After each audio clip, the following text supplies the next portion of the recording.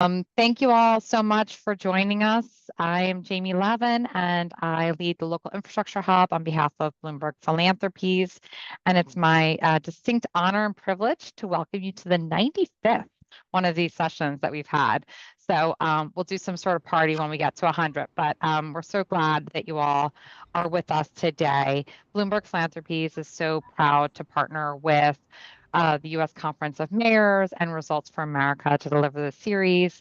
And today we're working closely with other partners like Accelerator for America to be able to talk about innovative financing opportunities. For those of you who may be joining us for the first time, welcome. And also for those of you who are longtime callers, the Local Infrastructure Hub is a national program that connects cities and towns with resources and expert advice that cities need to access federal infrastructure funding in order to drive local progress, improve communities, and deliver results for residents. Through the hub, city and town leaders can access hands-on grant application training. I'm going to talk a little bit more about some opportunities that opened this week. Make sure that you're availing yourself of those. Tailored implementation workshops, one-on-one office hours with experts, and actionable resources. So you can check out our program website. We'll put it in the chat. It's the localinfrastructurehub.org. And that way you can learn more about everything that we have on offer. Today's session is focused on the Innovative Finance and Asset Concession Grant Program, which awards grantees with technical support to identify opportunities for public-private partnerships and federally supported financing to advance transportation development. That was a lot of words. Jennifer Harrow is going to help us break down what that really means. Municipalities can submit grant applications through October 1st. So we want to make sure that any of you who are interested in accessing these resources have the support you need to be able to apply for this funding. So we're going to do a poll at the end. And if you need help being able to apply for this NOFO, please let us know and we can reach out to you and figure out ways to support you. We have some incredible speakers joining us today to highlight key features of the program and how you can use it to move your community forward. I'd like to welcome our first speaker, Jennifer Harrow, the acting head of innovative finance at the Build America Bureau in the U.S. Department of Transportation. The Bureau works with cities to leverage available DOT credit and funding programs, explore innovative project delivery approaches like public-private partnerships, and to navigate project development processes. Jennifer, we're just delighted and so grateful that you're making the time to speak with us today, and I will hand it over to you. And folks, please put your questions for Jennifer in the chat while she's speaking, and then we'll get to those all during our dedicated Q&A time. Great, Jamie. Thank you so much. Well, thank you everybody for joining us today. I did see at least a few familiar locations that I know have expressed interest already, or perhaps maybe attended our webinar last week. Next slide, please. So first, I'm just going to cover a couple of quick slides about the Build America Bureau if folks are not relatively familiar. So we are the entity within the Office of the Secretary at the US DOT responsible for supporting transportation infrastructure development projects in the US. We help streamline credit opportunities and access to grant programs such as the Innovative Finance and Asset Concession Program with more speed and transparency while also providing technical assistance and encouraging innovative best practices in project planning, financing, delivery, and monitoring this. To achieve this, we work very closely with the full resources of the US DOT, including our modal partners. They're all listed there on the slide. And then, of course, we help and work closely with states, municipalities, and all kinds of project sponsors who are looking to utilize federal transportation expertise to apply for federal transportation credit programs and to explore ways to access private capital in a public-private partnership type of scenario. At the top of the slide, it just touches briefly on the different kind of offices within the Build America Bureau. Myself and there's a colleague of mine online with us today, Victor Austin. He's a senior community planner, and myself are both with the Office of Technical Assistance, where this Innovative Finance and Asset Concession Discretionary Grant Program is housed. Next slide. Again, just to briefly touch on our mission and our role, it's really to help communities accelerate infrastructure. As I mentioned previously, we have financial solutions, which include both loans and tax-exempt bonds. and then the technical assistance side of the house, which really is very hands-on, a lot of capacity building, and helping folks with looking at innovative project planning, development, and delivery solutions. Next slide. And next slide. Okay, so the Innovative Finance and Asset Concession Grant Program. Yes, that is a mouthful. I did not come up with it. We have to thank Congress for creating that name and putting it in the Infrastructure Investment and Jobs Act in 2021. But this program was created and funded under IJA, and the objective of the program is to facilitate and evaluate public-private partnerships, P3s, in which the private sector partner could assume a greater role in the project planning, development, financing, construction, maintenance, and operations, including by assisting eligible entities in entering into an asset concession, or a P3. A significant focus of the IFAC program is to identify existing assets that have the potential to provide additional public benefits through asset concessions. Under the program, eligible entities, and I'll get into that more in a minute, can procure advisors, hire employees into the public agency, or both to administer the proposed activities. Next slide. So eligible applicants. The long list here. So states, tribal governments, units of local government agencies or instrumentalities of a state, tribal government or unit of local government, or a special purpose district or a public authority. Importantly, the applicant must also own, control, or maintain an existing asset, so some sort of public infrastructure that they already have in their control or ownership. And the applicant must be able to have the legal authority or authorization to enter into a potential contract that transfers ownership, revenues, maintenance, operations, or other benefits and responsibilities for the relevant asset. Next slide. So there are two types of grants in this program, or cooperative agreements, technical assistance and expert services. And there's, a little bit of confusion over this distinction, but to summarize, technical assistance grants allow you to hire staff and or procure advisors to advance a program of existing assets to develop, review, or enter into an asset concession. So it's really to perform an asset scan. And the expert services agreements allow you to procure advisors to conduct studies or analysis for a specific existing asset for potential P3 delivery. Applicants can request either type of grant, but not both. So if you are an eligible entity, you have to choose one of these two to apply for. Next slide. So this slide goes over what is an eligible existing asset. Besides having ownership or control, the eligible entity's existing assets need to also be eligible for TIFIA credit assistance. These is a short summary list of the types of projects that are eligible for TIFIA credit assistance. There is a more exhaustive list on pages 8 and 9 of the Notice of Funding Opportunity, as well as there is a plethora of information on the Build America Bureau's website. So I encourage folks, if they are having questions or confusion about what a TIFIA eligible project is, to please visit our website and read all of the great information that's available there. Next slide. So just to go into a little bit more about what TIFIA eligible projects are and the proposed activities that are allowed under this program. Things like highways and roadways, roadway improvement projects, bridges and tunnels, wildlife crossing projects, intercity passenger rail or bus facilities, certain types of private freight rail, public freight rail, freight transfer, new rail or intermodal facilities, surface transportation infrastructure modifications necessary to facilitate a direct intermodal interchange transfer access into or out of a port. That's a mouthful.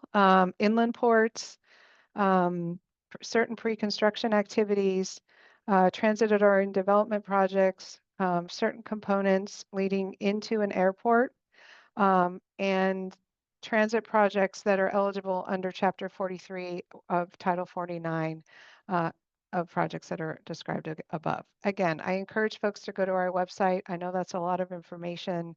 There's a lot of nuance around what is an eligible TIFIA project. Next slide.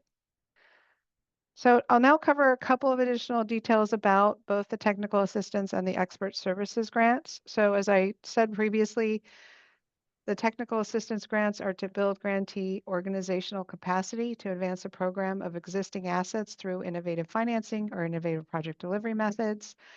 The grantee can use the funds to hire staff and or procure advisors. Next slide. And the work really is to perform an asset scan, to do an evaluation or inventory of existing assets. So No. identifying Wow. what potential No. alternative utilization for asset concessions. The type of work could include market studies, cost estimates, revenue projections, zoning restrictions, different options for project delivery.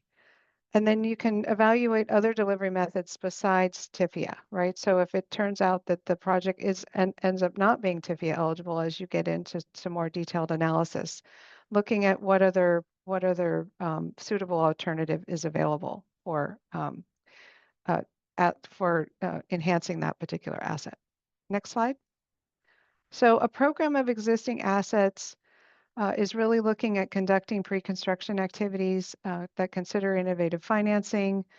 Again, there's a list of some other activities you can do, but it's really just you know what sort of some of the assets are that you own, but you're not sure at all what to do with them. And so this particular grant does allow you to hire staff or hire an advisor to help put some scenarios together and think about different options.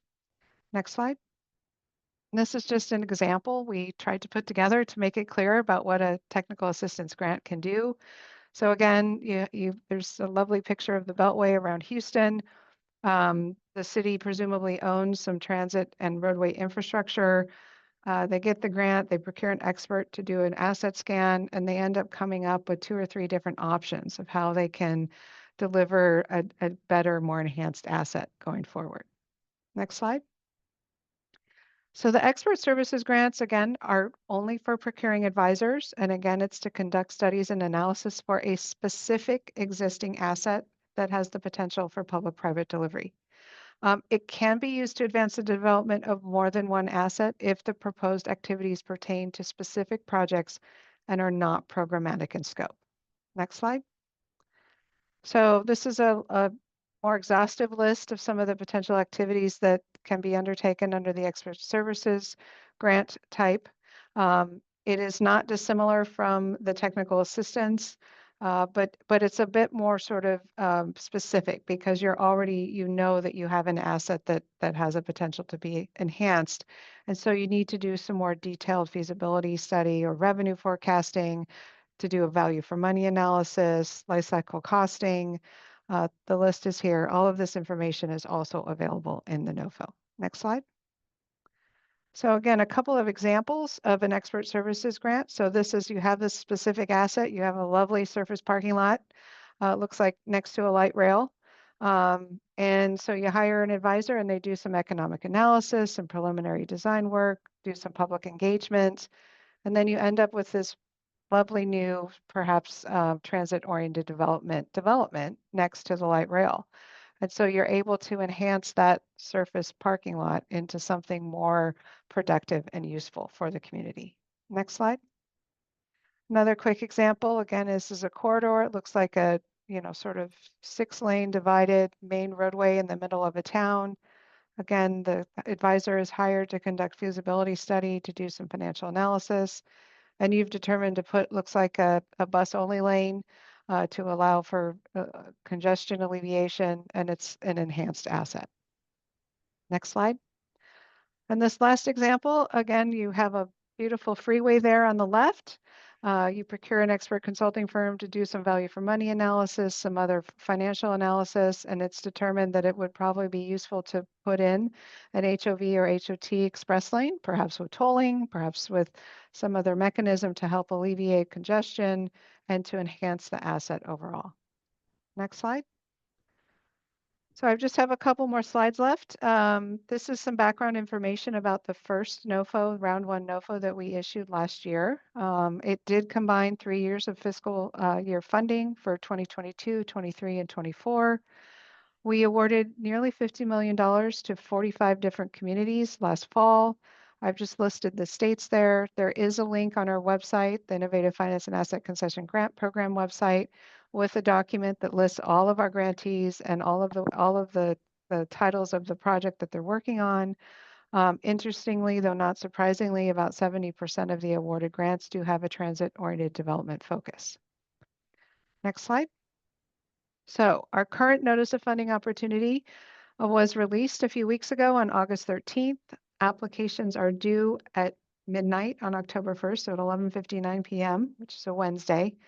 We do have available, hopefully, around $46 million. So that includes a bit of carryover we had from FY24, all of FY25 that's been appropriated, and what we are assuming we're going to get when Congress hopefully passes a budget, maybe even later this month. The maximum award amount is $2 million. There is a cost share, there is a match, so up to $1 million is without a match. Any additional dollar after that that you ask for the government to give you needs to be met with an equal amount from the local entity. There's additional information in the NOFO about how that works.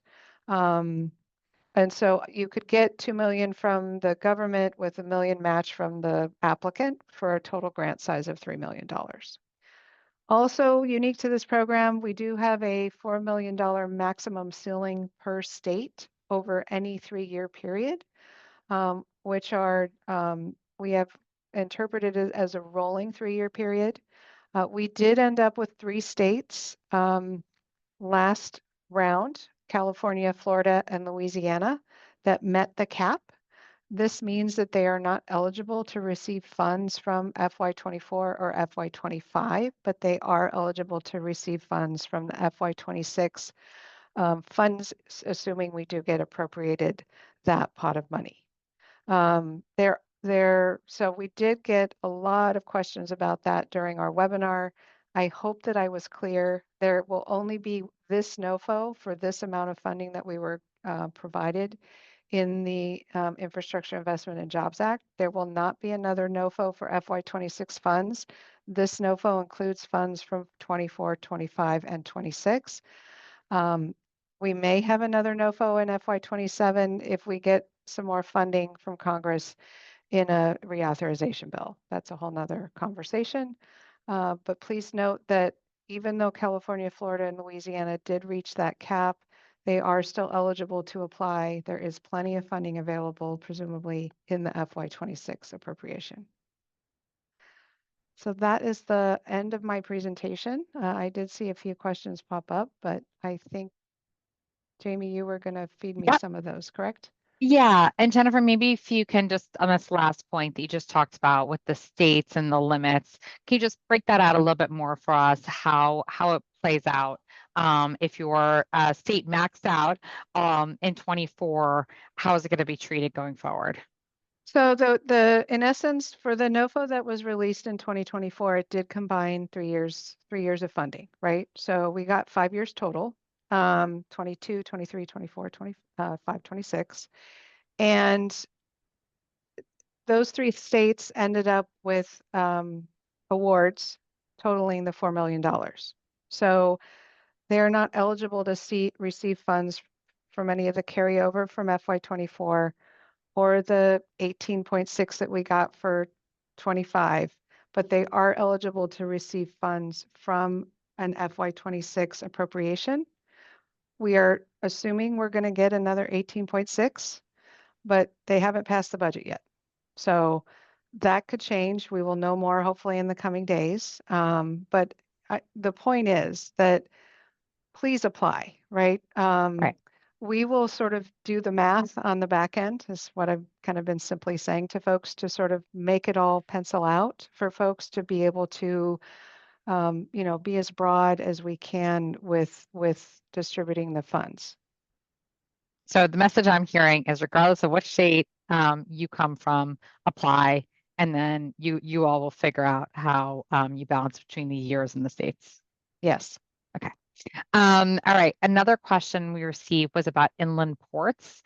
And I'm not going to hold you to chapter and verse here if you don't have it on the top of your head, but it says regarding the TIFIA eligible projects inland ports was mentioned as well as Chapter 43 and Title 19. Are those the correct numbers? Secondly, regarding inland ports, is that currently operating or new construction? So we can get back to the chapter and title if it's helpful in the chat later. But just regarding inland ports, is that currently operating or new construction? It could be either, as long as the project, well, obviously it's TIFIA eligible. And at the end of the day, whatever you're proposing to analyze, the activities you plan to do under this grant would result in an enhanced asset. Obviously, a new port would be an enhancement because there's nothing there right now. But the activities or the asset that you're looking at of an existing port, the activities that you would undertake would be to look at improving that existing asset into an enhanced asset. With regard to the specific chapter of our legal and regulatory framework, I would encourage folks, we are in the process of updating our FAQs on the website from all of the questions that we received during our official webinar last week. I'm hopeful that that will be posted before the end of the week, if not early next week. So, and there's some additional information in there. Someone did ask that question as well during our webinar about the inland ports. As well, again, I encourage folks to go to the Build America Bureau website, and there's a lot of information on eligibility by mode. So there's information on, on highways, on ports, on transit-oriented development, on all of it. So, and if you still have questions, of course, reach out and we can try to get you a better answer. Great. We also had a question, if an applicant has won technical assistance, can they then apply for expert services? Meaning if they're already an existing Right. grantee? Yes. So, I mean, they could even apply for another technical assistance grant. However, the assets, so the scope of work that the activities that you're hoping to undertake must be different. Okay.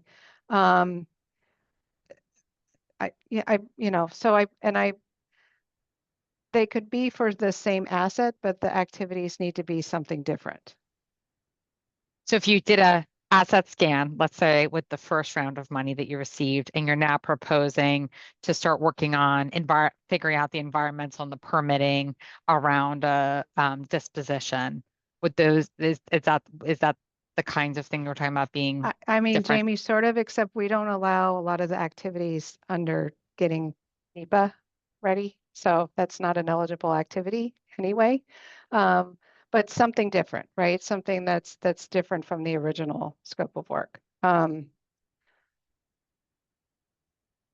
Final call. If anyone has questions for Jennifer, feel free to raise your hand and we'll have you come off mute. Otherwise, I'll ask Jennifer sort of a last question. Jennifer, this is the last opportunity for folks to get this. What are your greatest hopes that will come of the projects that you all are funding here? Well, absolutely. I mean, we hope that this funding does help all of our grantees to better just inform them of what's possible with the existing infrastructure that they have, even if it's like that surface parking lot or an empty lot or a vacant building.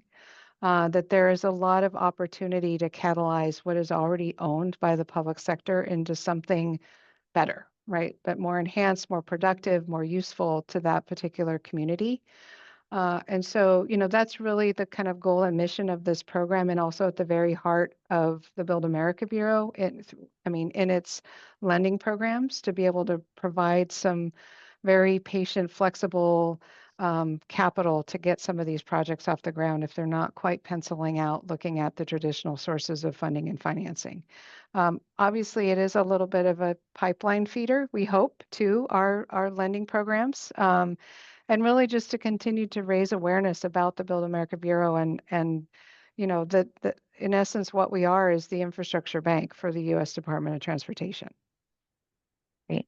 Well, thank you, Jennifer, so much for joining us today. We know your time is precious. And Jennifer's colleague Victor has been on and helping us answer in the chat as well. So if questions come up throughout the rest of the session, please feel free to keep including those.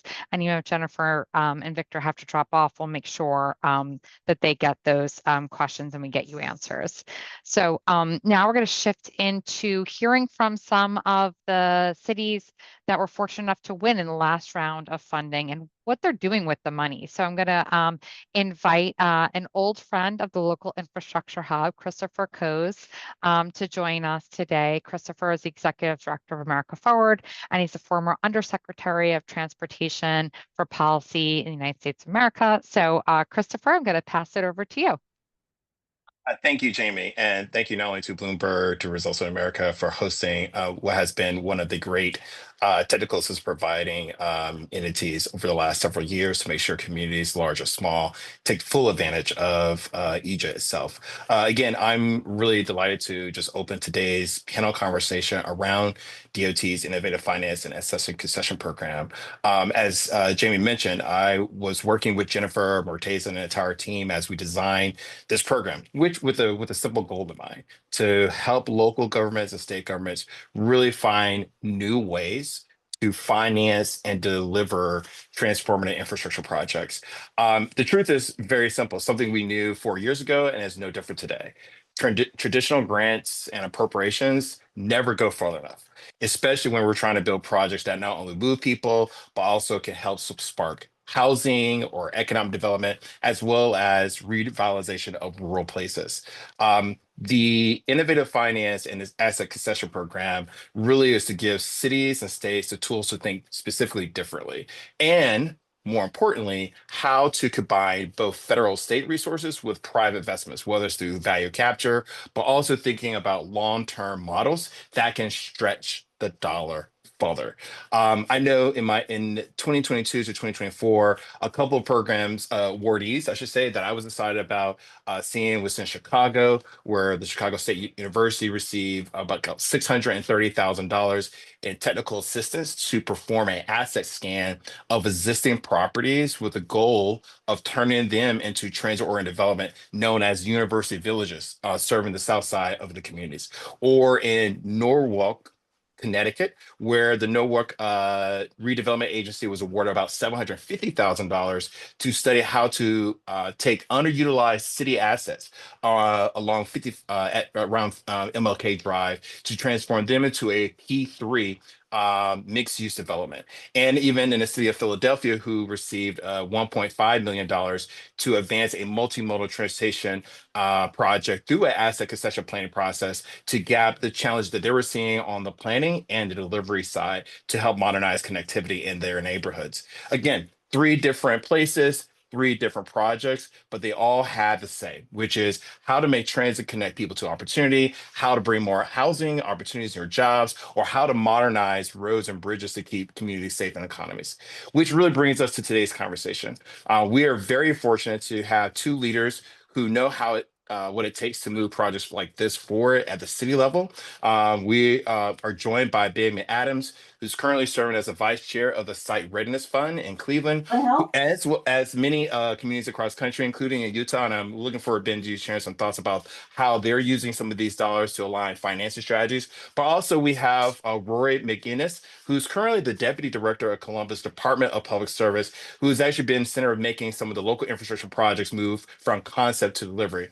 In this conversation with these 2 individuals, we're going to explore 3 big questions that all of you may be having right now. Number 1, how have cities used these funds to pursue infrastructure projects? 2, what helped them be successful in securing those funds? And I think most importantly, how are they using the funds today to meet the needs of the community? So let's turn to our panelists. Just so situational awareness, I'll moderate the first discussion for a few minutes between Ben and Rory, and then we'll open up the floor for Q&A, and then we'll let Jamie close us out. So with that, Ben, let me start with you. Based on your experience not only in Cleveland, but you were actually working with a lot of the awardees from 2024 in terms of their application. Let me turn to you to see what you've seen, how these grantees have been moving their projects forward with these funds. Ben, kick us off. Thank you, Christopher. Great to talk with you again. As you mentioned, I lead the Putting Assets to Work initiative. That's a national initiative that works with cities to unlock land, public value from their land and infrastructure to drive economic growth or housing or other type of resiliency measures. So today I'm here in my volunteer capacity as the vice chair of the Site Readiness for Good Jobs Fund. I was appointed to that role by Mayor Justin Bibb in Cleveland. And when Mayor Bibb was elected, he launched the Site Readiness for Good Jobs Fund with the goal of taking 3,500 acres of vacant or underutilized industrial land. Much of it was contaminated and much of it owned by absentee landlords who found it cheaper to do nothing than to clean it up. And they wanted to turn that into productive use. So this is where the Innovative Finance and Asset Concession Grants and TIFIA came in. The IFAC grant program gives cities technical assistance and expert support to plan complex projects and attract private investment. So as Jennifer O'Hara mentioned, the projects must be eligible for TIFIA. TIFIA is a low interest loan program for major transportation projects like highways, transit, rail, and multimodal corridors. But with Cleveland and many of the other cities we worked with, we also would note that this is eligible for things like station area development and activating the site around existing transit sites.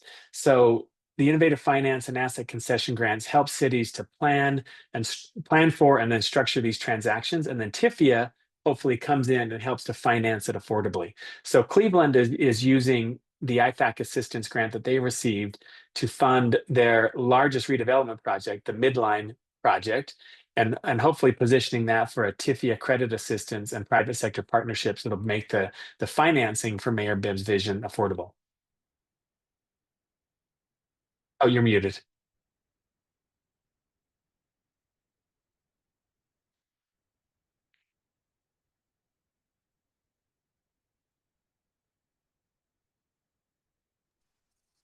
Rory, I'm going to kick over to you. Sounds great.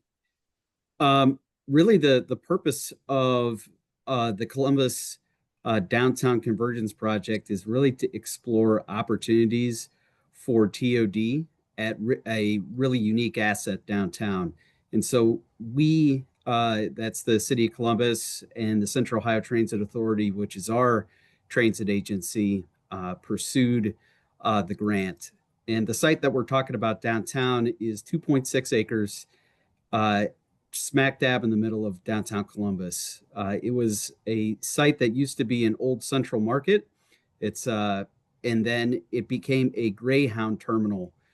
And then in 2021, COTA purchased that 2.8 acre site for about $9.5 million using local funds, but they worked with the FTA in helping to determine this is a project that could be a joint development project in the future. And so as a result of working with FTA on the acquisition of the property, we basically became compliant with the Uniform Assistance and Real Property Acquisition for federally assisted programs, and then utilized the FTA categorical exclusion process for the corridor.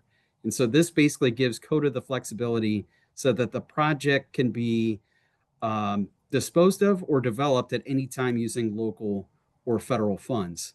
And so we are working with Downtown Columbus, Inc., which is a private nonprofit entity that works collaboratively across sectors to fulfill the vision of the Downtown Columbus Street Strategic Plan. And so really what we're trying to do downtown is grow small business by about 20%, grow downtown population from a current 15,000 residents to 40,000 residents by 2040, and then grow employment from about 75,000 jobs to 120 by 2040. And so this is a really important site, and the money that we have received through this process will really help put together the plan to see that we can not only have a downtown transit center, but also have vertical development that occurs with that transit center. And so we're in the process right now of, we did a consultant selection to help us on this. that actually they just got came in a couple weeks ago, and so we haven't done the evaluation yet on those, but we're excited to get started and hopefully have by the end of 2026 have a plan in place to redevelop at this site. Rory, actually, I want to pull that string a little bit. Can you, because we have so many cities, and again, I want to give a shout out to the U.S. Conference of Mayors of making sure that we get the word out, but also been a great partner as part of the local infrastructure hub. Can you actually give a little more color of how did you decide that you wanted to pursue the expert services part of the grant versus the technical assistance? And because I think that's actually an important distinction for a lot of communities who are just trying to decide which ledger they want to go in. How did you make that determination? Really, it was the specificity of actually having this site. So this was really a perfect type of situation where if a city has a property they own, or a transit authority, or an MPO, or a friendly partner that has site control of a site, and you then want to basically make the highest and best use of that site, this is the type of grant that can really help you unlock those things. And that's really what we're trying to do with this one. So that's exactly what we had. I think the challenge on this is that we're trying to do both a transit center and development at the same site. And so it's kind of interesting in researching this.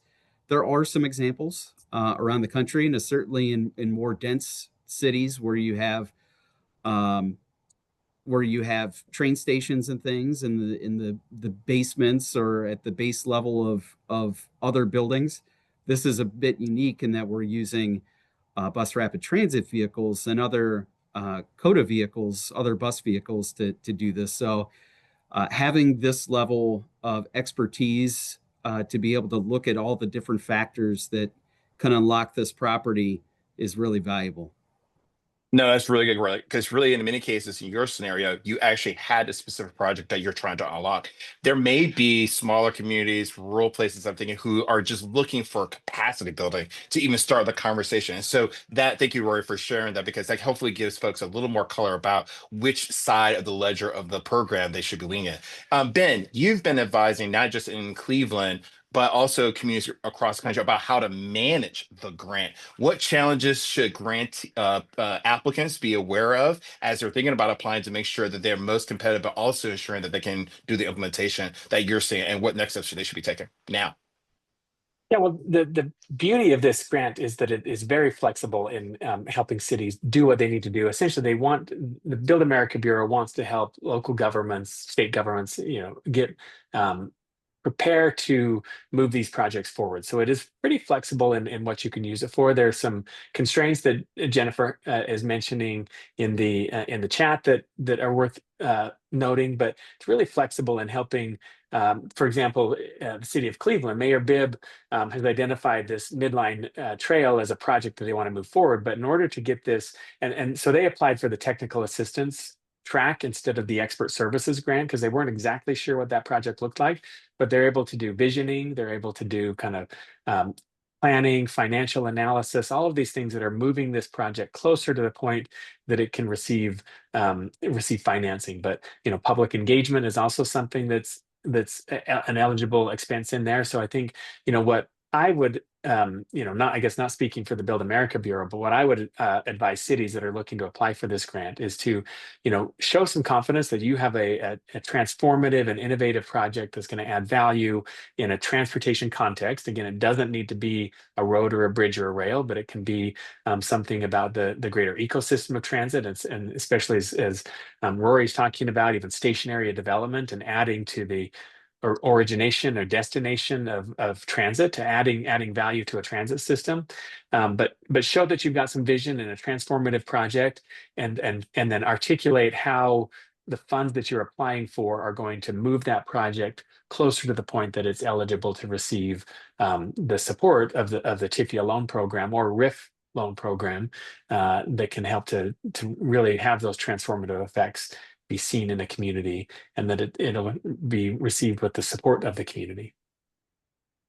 Thank you, Ben. Now, just so folks know, we'll after this question, we'll start taking questions. So, Jamie, let's get ready to prime that pump. But Rory, I want to just give you maybe in one sentence, what is your definition of success from the grant? Wow, just one sentence, huh? I'll give you some leeway. I, so I really, I mean, kind of gets to the point that Ben was making of really the story that you're trying to put forward is really the most important part in getting somebody to be interested in your grant. And so for us, it really we demonstrated one, we've got a really good site that makes total sense for this type of project, but we also talked about kind of the bigger picture of this is just one piece of our Link Us initiative. And so our Link Us initiative really is what's we passed a levy this past November, but we're focused on increasing transit service by 50% by 2050, building 500 miles of sidewalks, bikeways, and trails, and then also improving opportunity for all of our residents.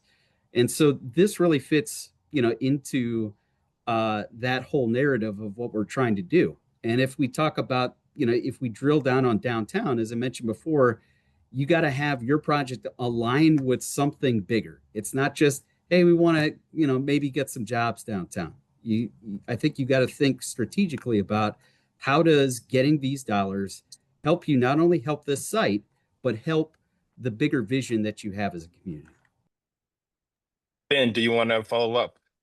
For the communities you are providing support around these grants, what would you define as a definition of success for them using these funds?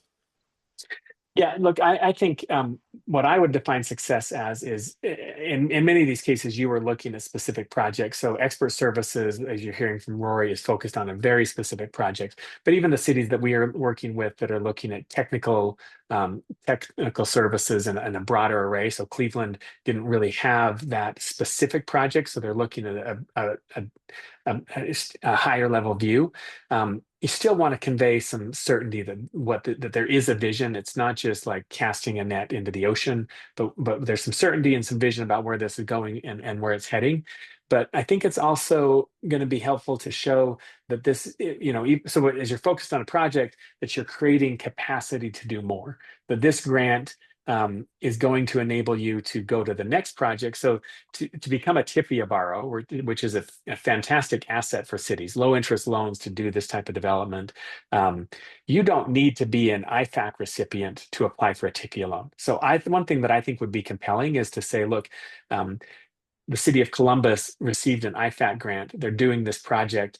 Does that mean they can turn around and do the next project using TIFIA without an IFAC grant? Certainly you're eligible to do that. And I think if you're conveying that this is capacity building to use this incredible federal resource to do that going forward, that's going to make your grant even more compelling, that you're just building internal capacity and muscle memory to do that again on your own two legs without the support of an IFAC grant.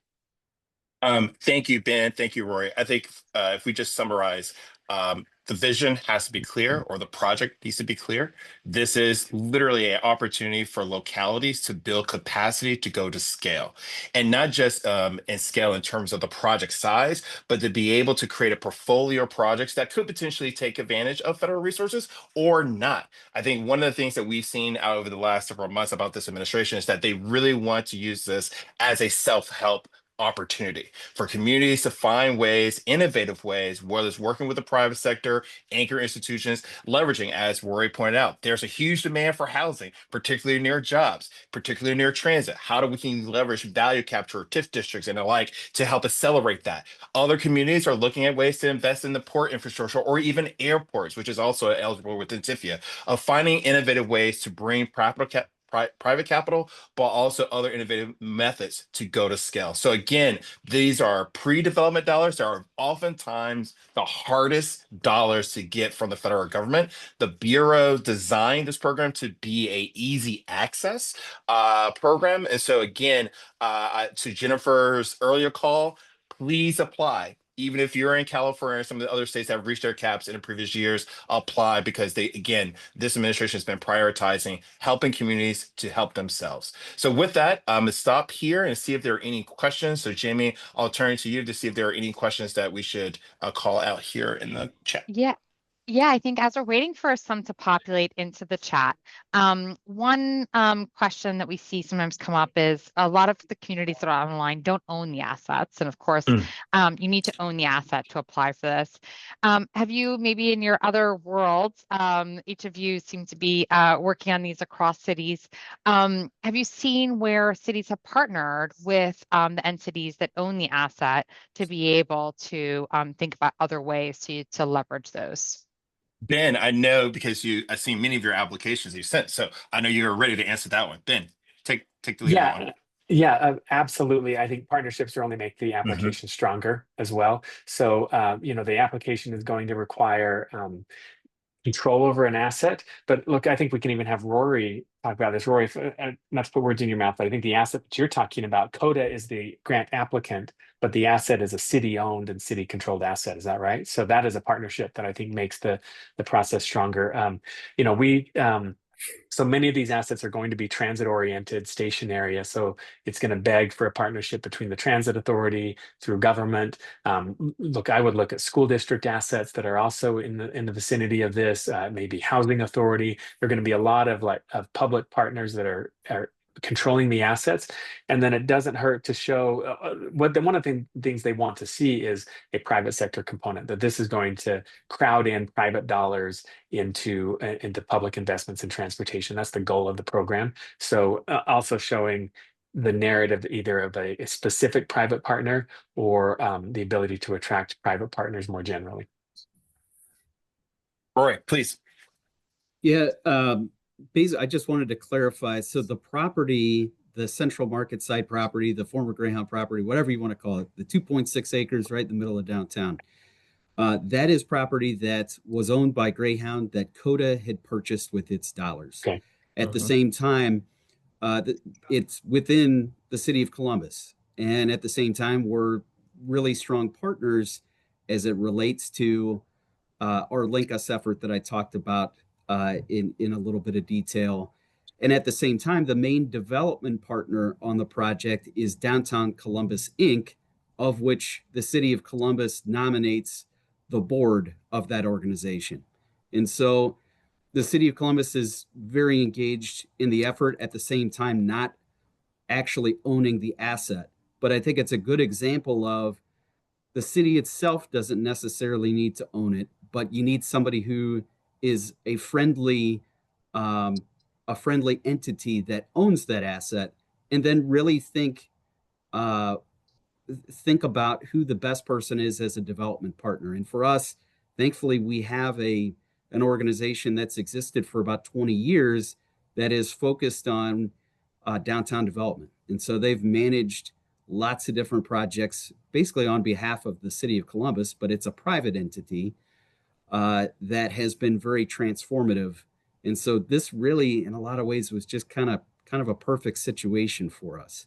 And so what we're hoping is, through the hiring of consultants on this project, that ultimately, we come up with a project that is going to help contribute to the goals that we have for Link Us and for downtown.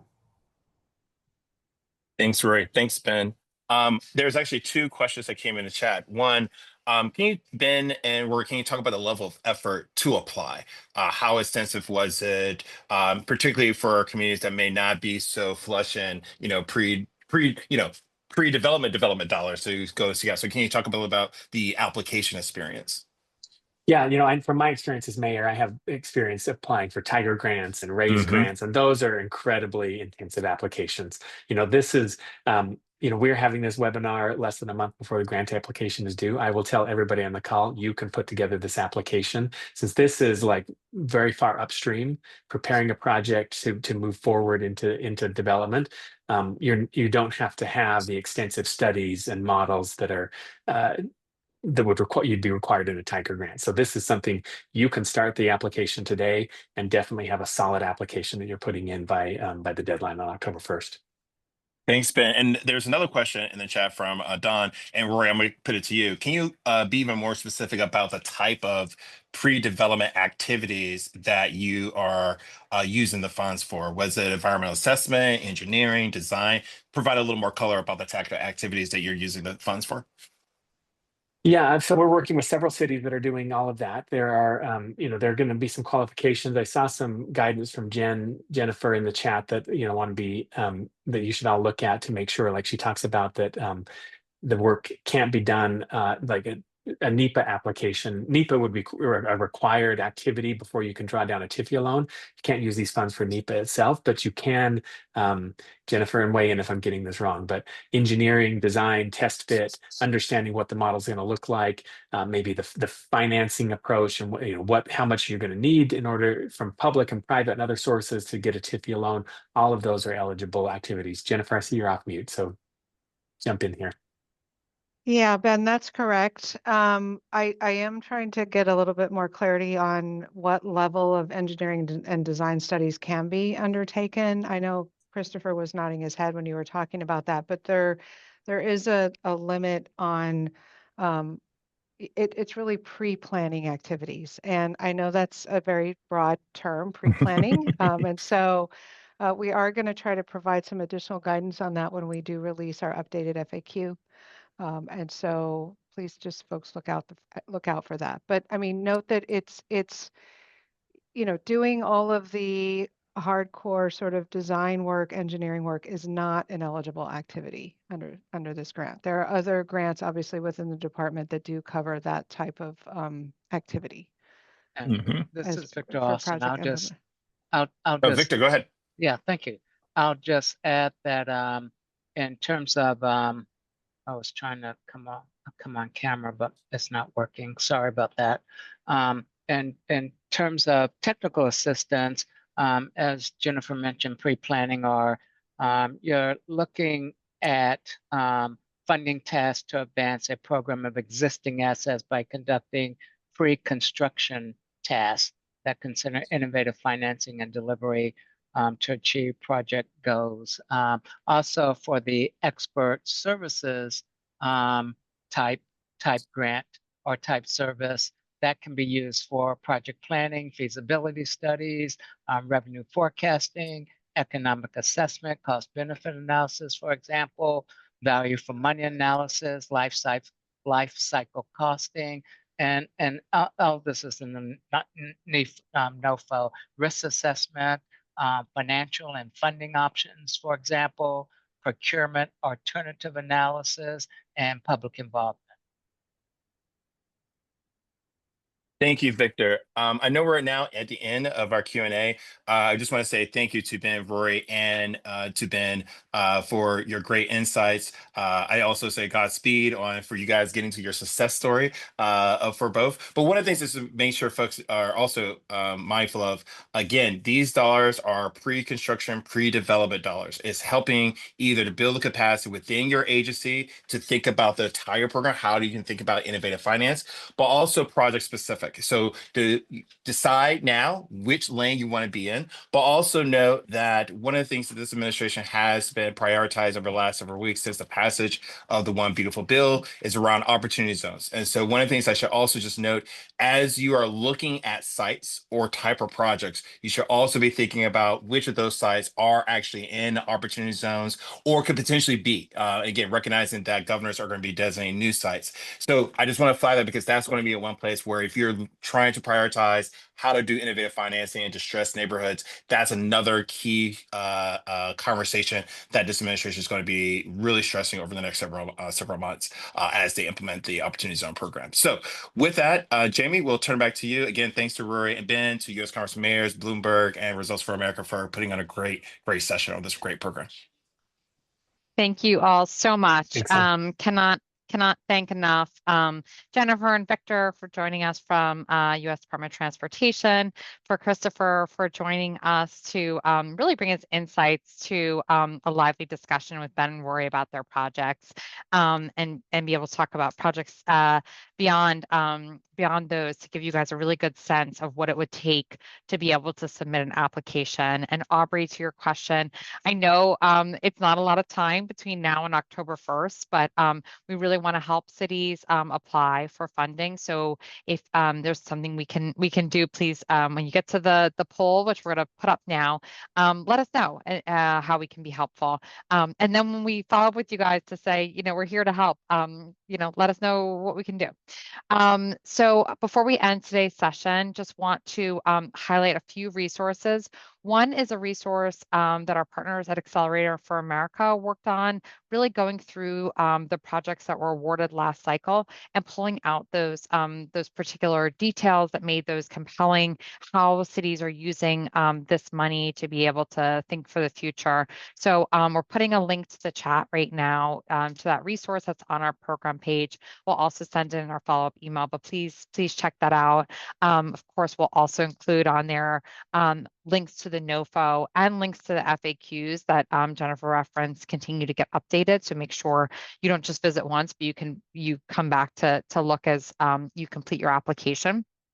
And then beginning this week, and I'm just going to ask if we could put up the slide, we are offering free deep dive technical assistance. So those of you who are familiar with our boot camps that we've been offering in partnership with National League of Cities, we're doing things a little bit differently this time. We're offering a grant implementation boot camp that is specifically focused on those cities that won grants under IJA or IRA that need help with implementation. So whether you're at the stage where, there was a nice press release that said that you had won, but nothing really has happened since then, and you're working towards getting a grant agreement, or you're way past agreement and you're in implementation and you're hiring vendors and you really just could use some help working on your RFPs and making sure your reporting systems are, as good as they can be so that you're in compliance with ever evolving requirements.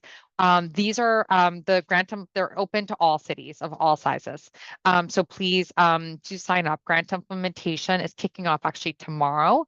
If it turns out your calendar is fully booked tomorrow, it's okay to miss the first session, but please, I encourage you to register and we can get you up to speed. And we're really going to be letting you know which sessions make the most sense for you to come to based on where you are in the life cycle of your project. These are meant to be very focused on what you need to get.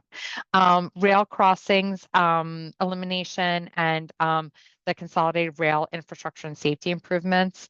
That workshop, it's going to be a half-day workshop. So it's on this coming Thursday. And you'll see all this when you go to the QR code. And these are, instead of giving you this information over the course of 12, 16 weeks, we're going to give it to you in a few hours because we know that a lot of these NOFOs have really short application windows. We want to make sure you have what you need. And then we support you after the workshop with one-on-one coaching. Same for drinking water and clean water, brownfields, and direct pay. The direct pay ones, we are very much focused on, did you put a project into service that is eligible for a tax credit? If so, we're going to make sure you get your tax credit, help you file with Treasury. We know it's not something that cities are used to doing. We want to make sure you get it right so you get your funding. And then Safe Streets and Roads for All, we're going to be offering both a workshop on that one because we know it's a really popular program, and a boot camp as it gets closer to the time of NOFO. So there's more information at the link. Please sign up. Please send it to the relevant folks in your city.